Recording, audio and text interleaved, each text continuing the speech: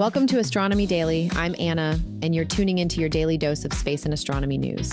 We've got an action-packed episode for you today, filled with groundbreaking developments that are pushing the boundaries of human exploration and our understanding of the cosmos. Coming up, we'll dive into a historic milestone in private space exploration as SpaceX achieves the first ever privately financed spacewalk. We'll also check in on Japan's ambitious plans for a second moon landing attempt and discuss the latest hurdles facing SpaceX's Starship program. But that's not all. We'll take you on a journey to the far reaches of our galaxy as the James Webb Space Telescope unveils stunning new observations of star formation in the extreme outer regions of the Milky Way. And finally, we'll explore NASA's efforts to establish a standardized lunar time, a crucial step for future moon missions and beyond. Stick around as we explore these fascinating stories and more on today's episode of Astronomy Daily. First up, an update on yesterday's story. SpaceX has once again pushed the boundaries of commercial space exploration with a historic achievement. In a groundbreaking mission, billionaire Jared Isaacman and SpaceX crew trainer Sarah Gillis successfully conducted the first privately financed spacewalk in history. The spacewalk took place early Thursday morning, with Isaacman and Gillis taking turns floating just outside their Crew Dragon capsule. At an altitude of 458 miles above Earth, they had an unobstructed view of our planet that left Isaacman in awe. He remarked on the serene, boundary-free view, noting that while there's much work to be done back on Earth from space, it looks like a perfect world. This wasn't just a joyride in space, though. The primary goal of this 1 hour and 46-minute spacewalk was to test SpaceX's new pressure suits. Isaacman and Gillis performed a series of mobility tests, moving their arms, hands, and legs through various positions to assess the suit's comfort and functionality in the vacuum of space. These new suits are a crucial development for SpaceX's ambitious plans. The company aims to create low-cost, easy-to-manufacture spacesuits for future commercial astronauts who might one day fly to the moon or Mars aboard SpaceX's super heavy Starship rockets. The suits feature some impressive innovations, including a heads-up display projecting critical data onto the helmet visor, something not found in NASA's current spacesuits. They also incorporate thermal insulation and solar protection, along with multiple redundancies in oxygen supply and other critical systems. This successful spacewalk marks another milestone in SpaceX's Polaris Dawn mission, the first of 3 planned by Isaacman in cooperation with Elon Musk. It's a significant step forward in the commercialization of space travel and exploration, demonstrating that private companies can now perform complex operations once reserved for government space agencies. As we look to the future of space exploration, this achievement opens up exciting possibilities for commercial space ventures and brings us one step closer to making space more accessible to civilians. In other space news today, Japanese space exploration company iSpace is gearing up for another shot at the moon. Their second lunar landing mission is set to launch as early as December, just over a year and a half after their first attempt.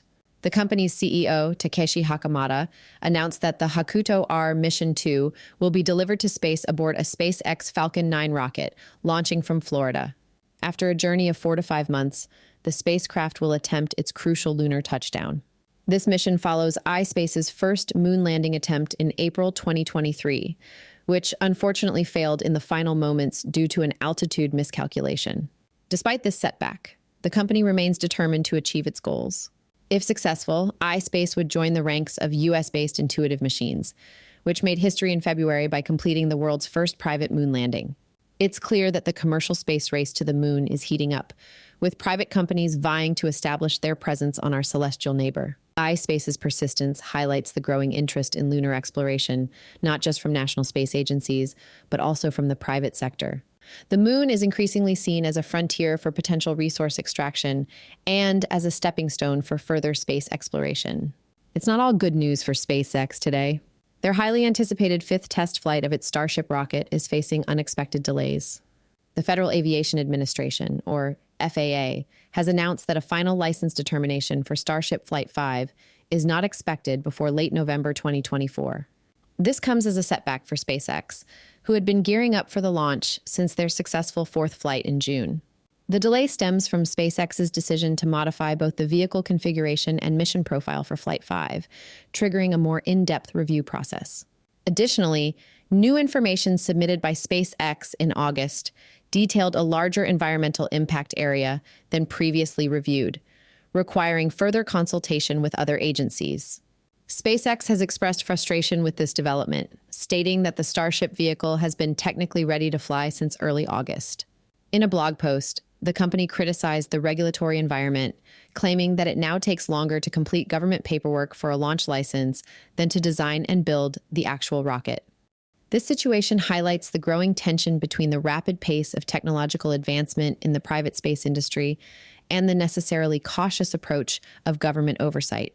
As companies like SpaceX push the boundaries of space exploration, finding the right balance between innovation and safety remains a critical challenge for the industry. Let's take a look out into deep space now. In a groundbreaking study, NASA's James Webb Space Telescope has turned its powerful gaze to the farthest reaches of our Milky Way, capturing stunning images of star-forming regions in what astronomers call the extreme outer galaxy. This area, located more than 58,000 light-years from the galactic center, is nearly twice as far as Earth's position. The Webb telescope, using its NIRCam and MIRI instruments, focused on two molecular clouds known as Deagle Clouds 1 and 2. These observations have revealed unprecedented details of star clusters undergoing intense bursts of star formation. The images show very young protostars, outflows and jets, and unique nebular structures with a level of clarity never before achieved. What makes these observations particularly exciting is that the Deagle clouds are relatively poor in elements heavier than hydrogen and helium. This composition is similar to dwarf galaxies and what our own Milky Way might have looked like in its early history. By studying these regions, astronomers can gain valuable insights into the processes of star formation in environments that mimic the conditions of the early universe. One of the most striking discoveries was in Cloud 2S, where Webb captured a main cluster of young, newly formed stars. This dense area is bustling with activity, showing several stars emitting extended jets of material from their poles. The imagery also confirmed the existence of a previously suspected subcluster within the cloud. These observations are just the beginning. Scientists plan to revisit this galactic outpost to unravel more mysteries, including how the environment influences the formation of different types of stars, and why circumstellar disks in the extreme outer galaxy have shorter lifetimes compared to those closer to us. The Webb telescope's ability to peer into these distant, primordial-like environments is providing astronomers with a unique opportunity to study star formation in conditions similar to those that existed billions of years ago. This research not only enhances our understanding of our galaxy's history, but also sheds light on the fundamental processes that shape the universe as we know it. And finally today, let's revisit a story we first brought to your attention some months ago.